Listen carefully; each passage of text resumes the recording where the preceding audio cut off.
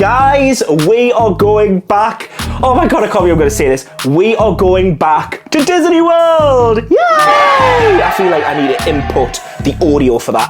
But yes, you heard it right. We are heading back to Disney World in less than 30 days, and you have came to the right place because you're going to hear everything that is going to be happening on this trip. But first, I need to chat to you. Every time I have went to Disney World, I have always basically given you guys advice, but never really followed my own advice. And a lot of you message me every single day asking for my top tips on what you should do and what you shouldn't do when you go to Disney World. So I've been here today compiling a list of 8 things that I would recommend that you do not do when you go to Disney World. But please believe me, I have done every single one of these and I regret it still to this day. So when I tell you this, I am also on this next trip going to follow my own advice, and I can promise you of that. And if I don't follow my own advice, you can tell us off in the comments. But anyway guys, before we go into this, how are you doing? How's your life? What's your Disney countdowns at? How many days is it until you go? Are you going to be there the same time as me, which is in 30 days from now? Well, I'm filming, which is January. I can't believe we're going so soon. Anyway, tip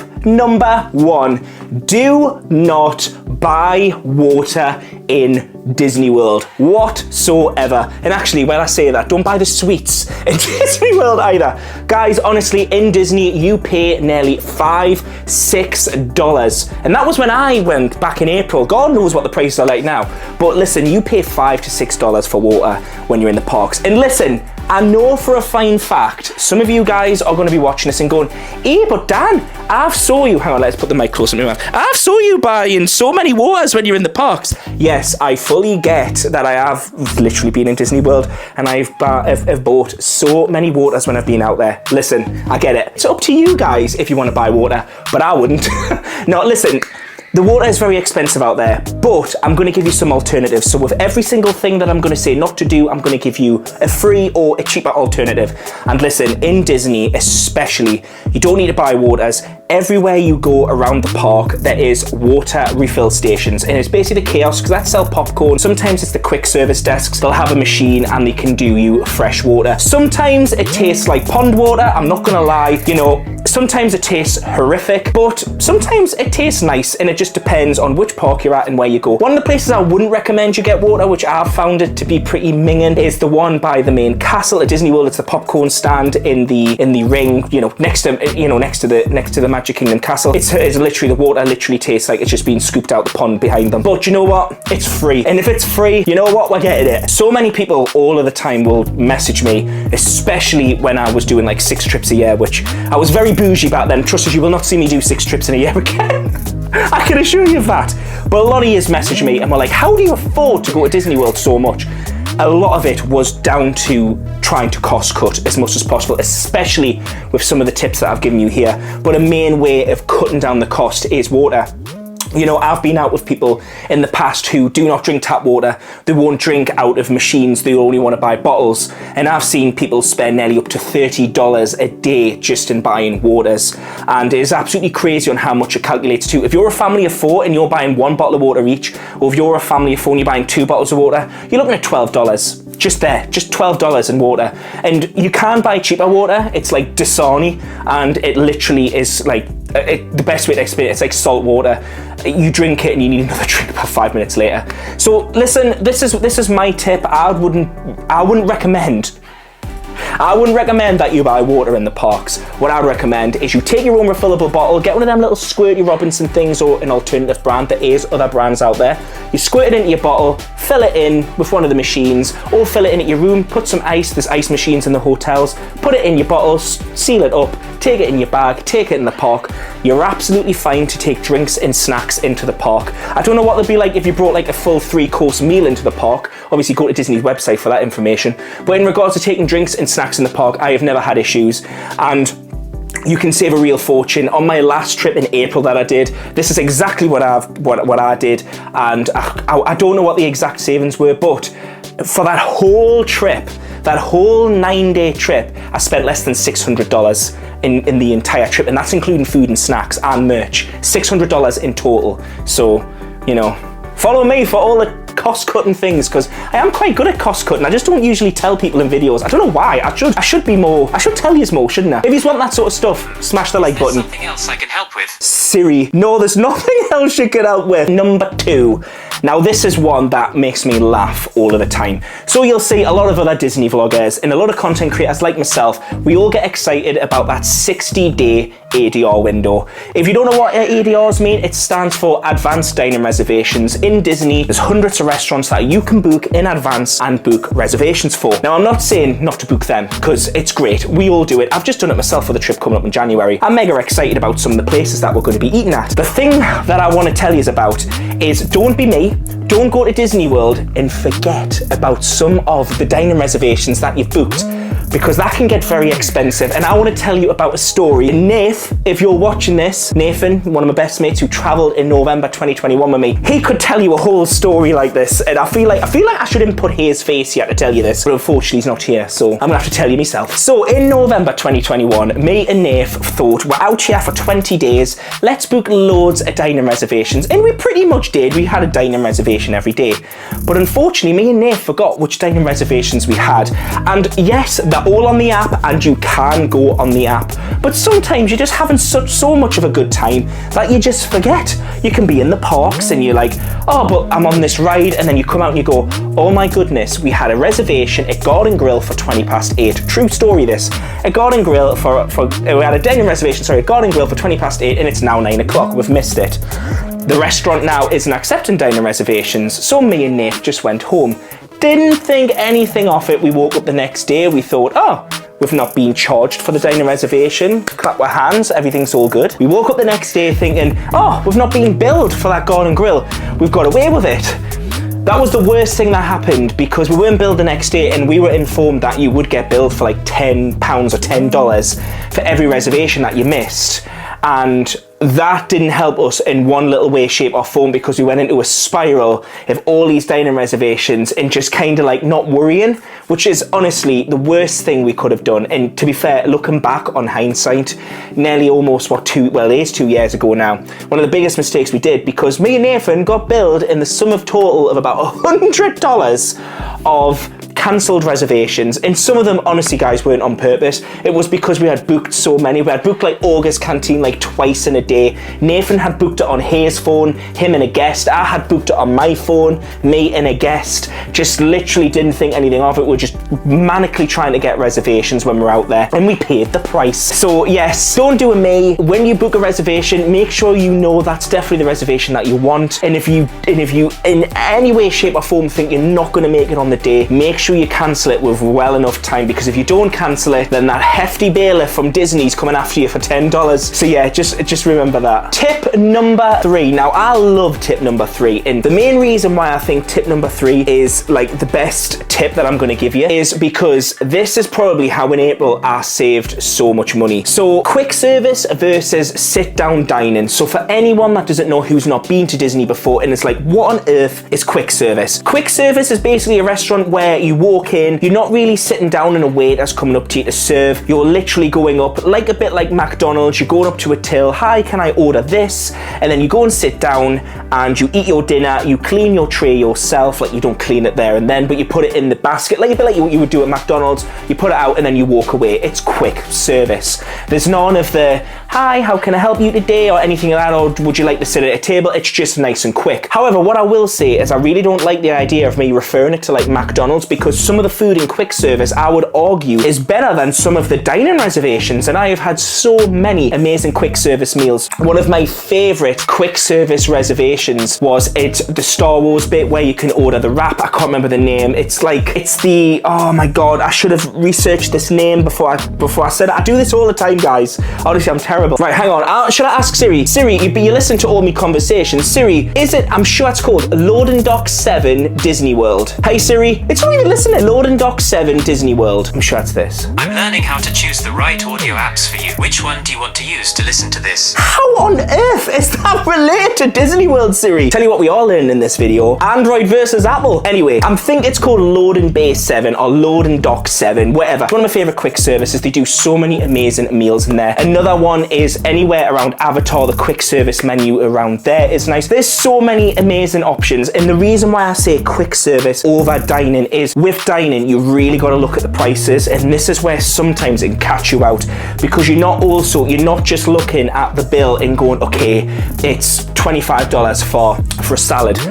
Literally. I'm not even winding you up. I think that's my Disney sponsorship out the window. I love Disney World. I'm just trying to help you to save a bit of money, that's all. Anyway, you need to look at the menus, you need to look at the prices, because then you also need to add on your service, your tip, you add it on. So Disney will automatically add it on. And in the States, I'm not going to get into a whole debate of tipping if you're from the UK and tipping if you're from the US. When you're in the US, you need to respect their rules, and they expect. So I've got a lot of friends who live in the States, and the way they see it as 18% is bad service, 20% is medium service, and 22% is good service and above and beyond. If you whatever you see, if you want to tip more, just giving an 18% tip, and you will never get any negativity in Disney. You'll never give 18% and get any sort of, oh, is that all you're giving? You would never have that in Disney. I have had that before though, but not in Disney, and maybe I'll tell you about that at the end of the video if your reminder's on. Make sure you smash that like button, then I'll remember. But yes, Disney are never going to say, you're only tipping 18%. I usually just go for the all-around figure of 20%. I just think it's easier to work out in my head as well. If my dinner is £20, I can think in my head, well, what's 20% of 20? You know what I mean? And then obviously you need to add your tax on as well, because in the States, they don't add tax on. But that's like anywhere. If you go to Walmart, if you go to quick service, they're not going to add the tax on. That gets added on at the till. I believe Orlando's 6%. I believe, but I could be wrong. Google it. I could be wrong, guys. I'm sure it's 6%. Quick service, you're going to be paying around about maybe $10 to $30 for something quick and easy. If you sit down and you order pretty much similar to that, you're going to be paying a lot more, because you need to add on 20% or 18%. So it's just something, guys, that I've found from doing. It makes it so much cheaper to be out there. I've done it when I go with friends. They always, well, not all the time, but most of the people I travel with will ask me to create a budget plan for them. I'm actually great with a spreadsheet. I know you probably wouldn't believe it, but I am good with Excel. I'm good with budgets, and quite a lot of the time my friends will say, Dan, create us a budget for Disney World. So I'll create them a budget within their regions of their limit and what they have financially. We make it work, and one of the ways that I can make a budget stretch the money out is doing quick services. Starters instead of mains, sharing meals. You might have seen many times where I've been with friends and we've shared a main, and I've put it on mine. You might have seen me, look at me dinner, everyone, look how nice it looks. But actually, as soon as the camera goes away, I put it in the middle and we share it. And then sometimes I'm like, God, I'll look like an absolute pig sometimes, because it looks like I've ordered all this food, but actually we're sharing it. A great way of saving money, by the way, when you're in Disney World, sharing food. And honestly, some of the portion sizes out there is massive. Some of the food out there, I'll leave with like the biggest stomach cramps because I've eaten that much. That's Siri trying to listen to my watch again. Stop trying to learn my tricks, Disney. Tip number 4. Now this is a biggie, and you've seen me do this many times. Taking your own snacks in the park. I'm going to make this really quick and easy.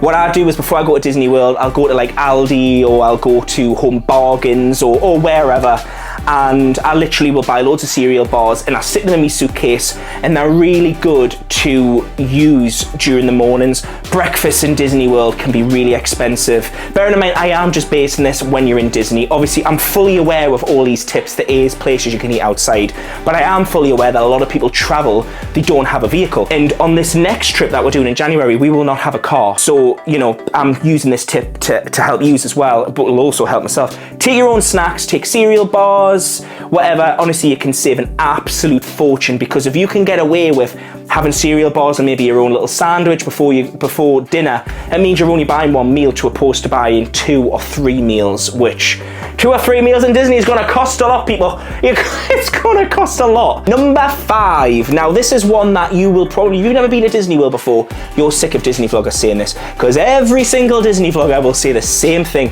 And trust me, I've said it in my vlogs plenty of times, but it's real. Do not burn out on your trip. You go out there and you've got a list, as long as this diary going, oh my God, I'm gonna do 15 rides today, and I'm gonna go around the world 10 times just because it might be my only opportunity. But honestly, all I'm gonna say is I've been with people who've literally nearly burnt in flames when they've been in Disney World. I remember, was it March 2022, when I traveled with someone who literally had skin which just burnt. Literally, there was no such thing as a tan for them. They just burnt. Didn't matter how much sun cream they put on, they just burnt. And to be fair, when I travel with Con, he is exactly the same. He just burns. You know, he literally would probably be able, like, after a trip in Disney World, Con could probably audition for one of the roles of Fantastic Four, the Flame Man. Honestly, he's literally just burns. And that is one of the things I will say in Disney, unless you're traveling in January or you're traveling in a cold season, it's hot. You know, there's a lot of people, and when I say there's a lot of people, you've not seen so many people in one place. You've not seen so many people. Disney play games with you. They try and stick as many people in a room as possible, and let's see how have you seen Squid Games? That's literally what Disney do. They stick you in these little dark rooms. Have you seen Haunted Mansion? You're in this dark room with about 100 people, and it's like, right, let's see how long they last. Because that is what it's like in Disney. It is crazy busy, and I hear it all the time. I meet you guys in the parks, and you're like, oh my God, I'm sweating, I'm burnt.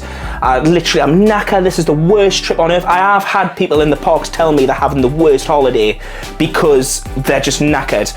And that is one of the things you've probably seen in my vlogs. One of the things I probably shouldn't do, but I show too much sometimes in my vlogs. And I'll show the bad days, the really bad days where I'm coughing my lungs out and I'm moaning that I've only had an hour's sleep. And then someone will comment on my video saying, you're such a moaner, you're moaning about only having an hour's sleep in Disney. But listen, I want to vlog these things because I want to show you guys that it's not all just unicorns. Hi, I'm another day in Disney, unicorns flying off my head, fireworks in the background going off. Oh my God, I'm having the best day ever. I'm so glad to be in Disney World. No, it's not always like that, unfortunately. Some days you are thinking, how many days is it until my flight home? Because it can be a lot. It can be where you're just physically drained and you're just absolutely out of energy. So what I will say is I would split your days into 3 chunks, and I know my friends Aid and Lisa do this and they do it great. They will split the mornings to the afternoons to the evenings. I find Disney a lot more possible in the mornings and in the evenings. In the mornings you get the quieter time. So in the mornings you get to the park first thing, it's quieter. You can get about 5 rides on with low queues. But as soon as it gets past probably about 11 o'clock till about 3 o'clock, that heat in Florida is on you like no tomorrow, and you're burning. There's not much aircon if you're outside in the queues. So what I like to do is I like to avoid the parks between 11 and 3. I would rather be in the parks in the mornings and in the parks in the evenings. And I think that's the reason why I split my vlogs up and I do part 1, part 2, sometimes part 3 in a day. Because I won't want to vlog the 11 till 3 because that'll probably just be me and whoever I'm with sitting in a restaurant. I have been known to sit in a restaurant for over 3 hours just having a drink. That is literally... I should probably vlog more of that so I look more human. So I don't look like I'm literally like some sort of, I can't say the word, actually we're on YouTube, I was going to say something.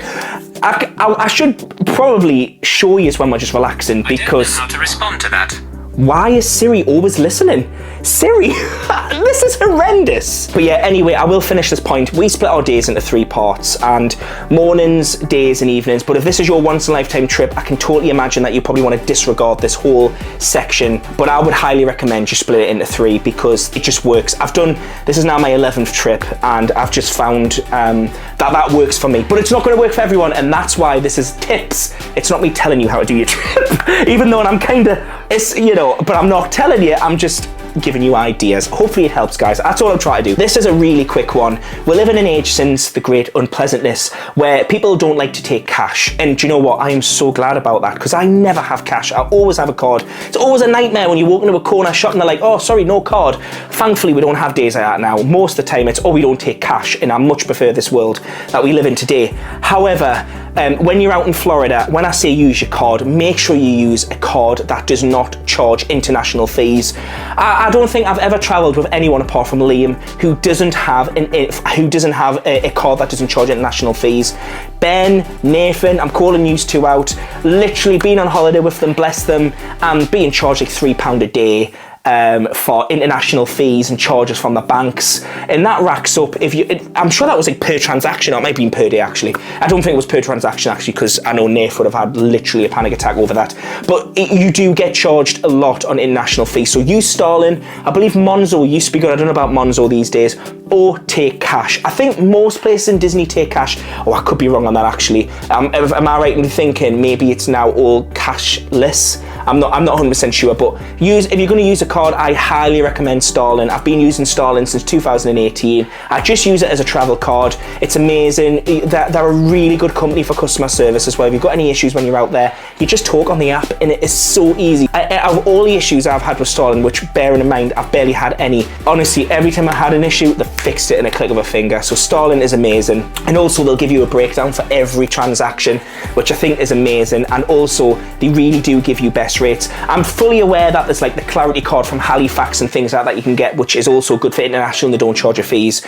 I'm just talking about like a debit card, so to speak. But I know you'll be able to get credit cards and stuff as well. But yeah, I highly recommend Starling. This is tip number 7. I don't even think I even done that for the last tip. Tip number 6, tip number 7.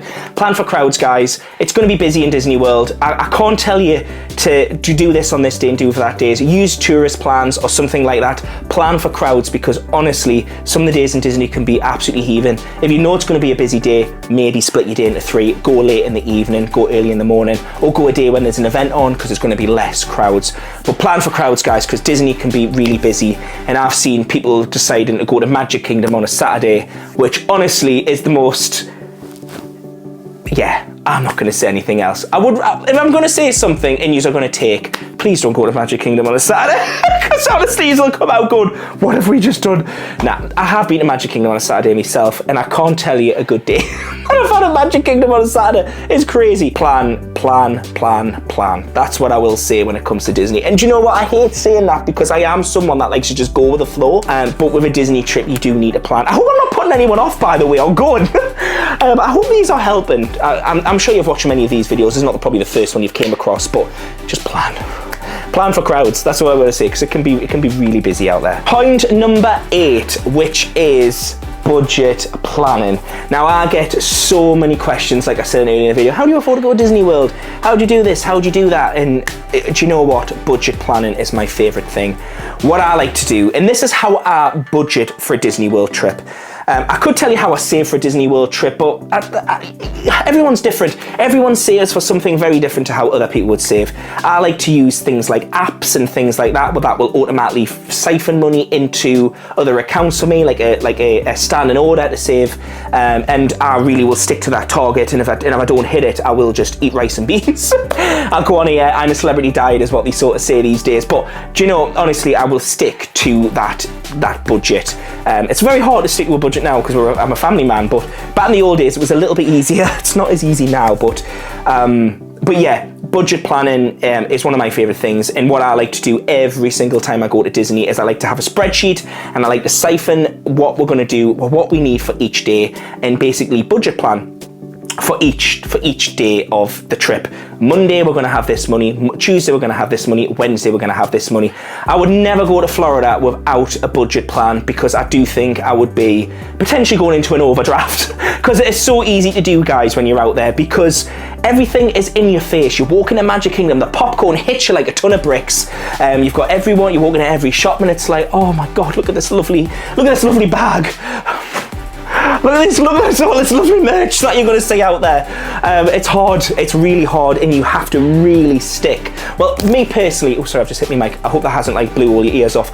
I really have to stick to a plan, because if I don't, it'll just go insane. It'll just go crazy. When at any other holiday I don't have to do this, but with Disney, I have to stick to a plan. I'll never forget the November 21 trip. I spent a blooming fortune when I was out there, and that's because I didn't have a plan. So since November 2021, I've always went out there with, this is how much I've got, I need to stick to it. And if I want to buy that lovely bag, or the 50th bag, or that lovely Mickey, where's he, or that Nemo, or whatever, all of this, then I need to basically have rice and beans on the evening. Not literally, but maybe we'll have like a cheaper tea. We'll order something in. Saying that, ordering stuff in these days is just as expensive in the parks, but you know, we will have to pull the budget from somewhere.